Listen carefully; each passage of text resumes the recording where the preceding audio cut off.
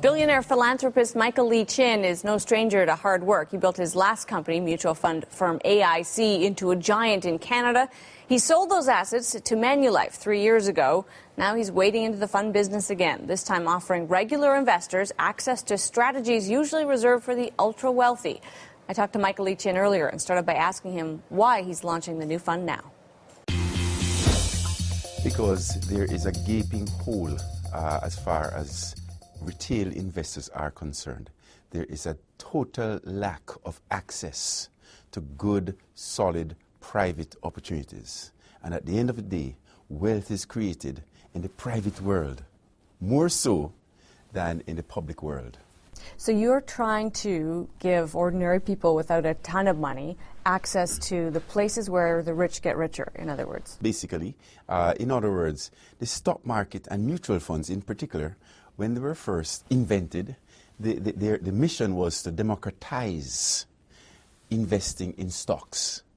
So what we're doing is democratizing investing in private businesses and giving access to individuals, retail investors, that hitherto now has been the purview of only the super wealthy and the super wealthy individuals and institutions. It is also in keeping with your investment philosophy, your long-held investment philosophy, to buy something and own it for a long time. I think you forever is the Warren Buffett way. Buy, hold, and prosper. And so you would hope that retail investors, who often don't, they get nervous, especially when markets are as jumpy as they've been, you will try to teach them to stay with you and just wait out the ups and downs. Implicit in investing in private business is a longer-term horizon, because you are not distracted, because there's no mark-to-market valuation of the business every second of the day. You're not distracted by the noise of the stock market or the repercussion from the profligacy in Greece or Spain. So implicitly, you are able to withstand and take a much longer perspective because you don't have those infringements. So why aren't other people doing this? Why is the mutual fund industry not already focused in this area? Well, the mutual fund industry, the advisory community, is a subset of the securities industry. And the securities industry makes its money by taking business from being private to public and building an ecosystem around public businesses, trading stocks, derivatives of stocks, options, etc. So it's not their business to give investors access to private situations. That's not their business. So it's a lack of access that is wholesale prevalent throughout the securities industry.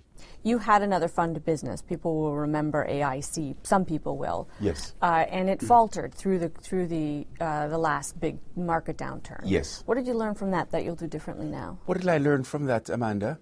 Firstly, that the time horizon, definitely for retail investors, is certainly doesn't match the time horizon for how wealth is created. And hence, you get a behavior that is not rational. So illiquidity forces you not to do something stupid at the wrong time. You are, by some measures, worth $1.7 billion. You don't need to go back to work here. You don't need to work this hard. Why are you doing it? Well, I didn't need to get to 1.7 billion in the first place. But at the end of the day, you have to ask yourself the question, why am I here? What do I want my legacy to be? What is my passion? And I have defined what my passion is. And it is to invest, to create wealth, to lead by example in creating wealth. And hopefully, I will do a good enough job that others will follow. We'll have more of my interview with Michael Lee Chin later in the show.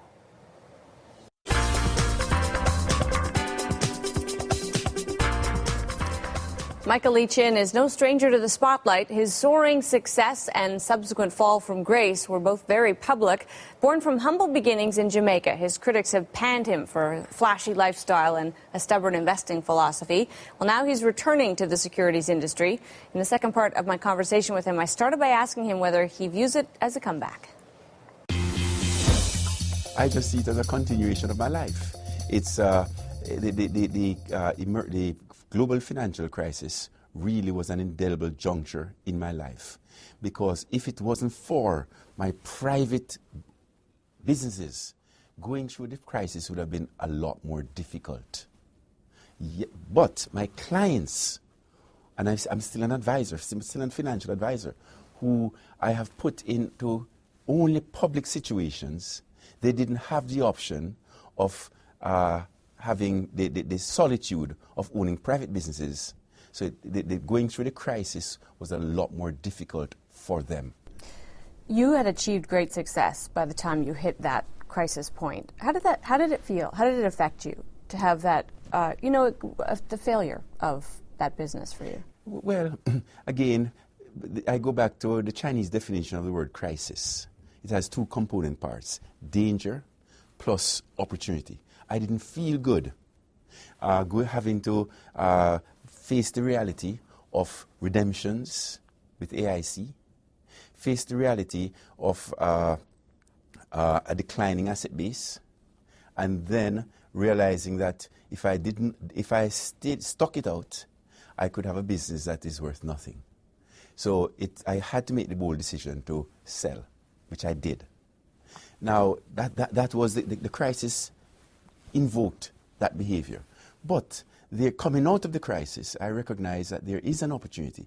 And the opportunity is that, as I mentioned earlier, that what made personally going through the crisis less harsh were my privately owned businesses. So I decided that will be my passion, because that is a gaping hole in terms of the retail investors. Their portfolio has 0% in terms of privately owned businesses. You have a specific philosophy, you have a specific kind of energy. Do you think other people can learn from Michael Lee Chin, or are you unique? Well, I don't know, Amanda. I think the highest form of leadership is to lead by example. I think my life is transparent enough that if someone takes the time to look, based on my experiences, positive experiences and negative experiences, there are a lot of lessons that can be garnered, gleaned from my experiences. And as I see it, I see my life as a case study, and I live my life as a case study. So 50 years from now, I would hope that when the next generation, 2 generations from now, they're faced with issues, they can go back and say, how did Mike deal with those issues when he faced those issues? So that's the perspective I have. How much of what drives you, what motivates you to respond to things, is intellect, and how much of it is emotional, gut, your heart? Well, firstly, whatever one does has to be grounded in logic and intellect. But to overcome the ups and downs, one has to have passion, which is your heart. You described to me at one point a highlight of your career, which was buying a bank in your native Jamaica. Yes. Talk about that moment, what that meant for you. Well, at that moment, which was on the 19th of March, 2002, I was in the Ministry of Finance's office, and my entire family was there, mom, dad, 8 siblings. And I was just about to sign a check to buy the National Commercial Bank of Jamaica. So at that juncture, I thought to myself, oh my gosh, how is this possible? How is it possible for the son of an orphan to now be buying the National Commercial Bank of Jamaica, which goes back to 1837. It was formerly Barclays Bank and the Royal Bank of Canada. And I thought, the answer came back to me in a jiffy.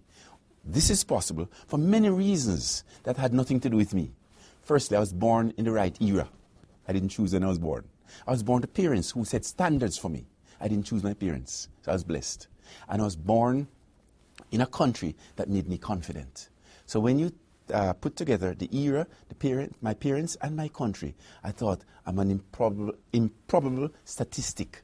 Therefore, I have to use this perch, this opportunity that I have, this case study that is Michael Leachin, to make sure that those who are less blessed can get inspiration from my behavior. All right, we got to leave it there. We appreciate your time. You're welcome.